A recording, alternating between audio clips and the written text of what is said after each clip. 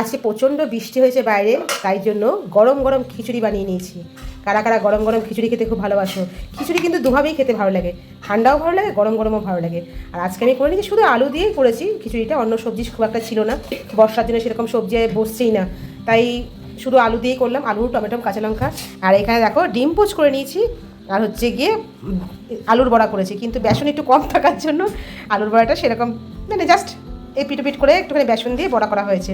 আর একটুখানি লাস্টে যে তেলটা পুড়িয়েছিল, আর ভাবলাম ওই তেলটা তো রাখা যাবে না, তাই সেই তেলের মধ্যে লাস্ট বড়াগুলো একটুখানি কালারটা এরকম এসেছে। যাই হোক, গরম গরম খেতে কিন্তু আলুর এরকম বড়া ভালো লাগে, তার সাথে ডিমের পোচ নয় ডিমের অমলেট দারুণ লাগে। খিচুড়ির সঙ্গে এই মেনুটা তোমরা কারা কারা পছন্দ করো, আর খিচুড়ি লাভার কারা আছো? আমি তো খিচুড়ি ভীষণ ভালোবাসি।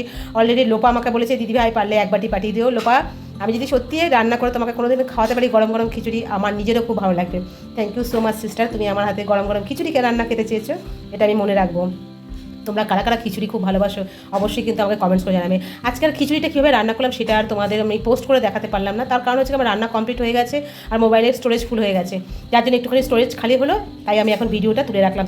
আর এটা ওই গোটা জিরে, শুকনো লঙ্কা, তেজপাতা ফোড়ন দিয়েছিলাম, আর জিরে, ধনের গুঁড়ি, একটুখানি কাঁচা লঙ্কা বাটা, আদা বাটা আর গরম মশলা দিয়ে আমি খিচুড়িটা রান্না করছি। আমি ঘি অ্যাড করিনি, তোমাদের আগেও বলেছি আমার বাড়িতে ঘিটা খুব একটা চলে না, কারণ হাজব্যান্ড একদম পছন্দ করে না ঘি দেওয়া। কিন্তু দেখো খিচুড়িতে কিন্তু এখনও গরম গরম ধোয়া উঠছে।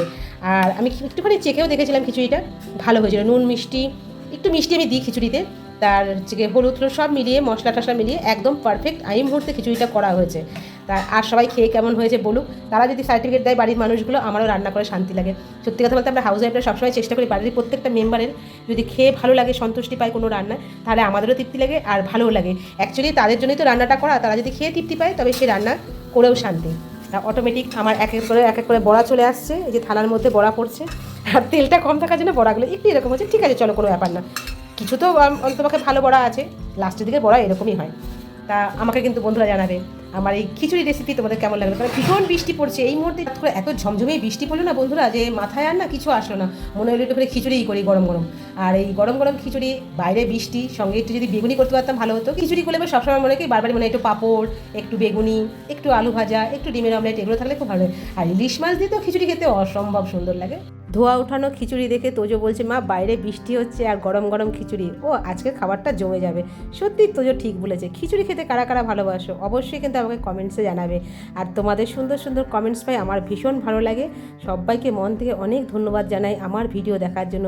সবাই ভালো থেকো, সুস্থ থেকো, সাবধানে থেকো। আর অবশ্যই খিচুড়ির লাভারটা আমাকে জানাবে কারা কারা খিচুড়ি খেতে ভালোবাসো। বারবার আমি বলছি, কারণ খিচুড়ি জিনিসটা খুব সিম্পল একটা রান্না, কিন্তু খেতে দারুণ লাগে। বাসি খিচুড়িও ভালো লাগে, গরম খিচুড়ি ভালো লাগে। সবাই ভালো থেকো, টাটা।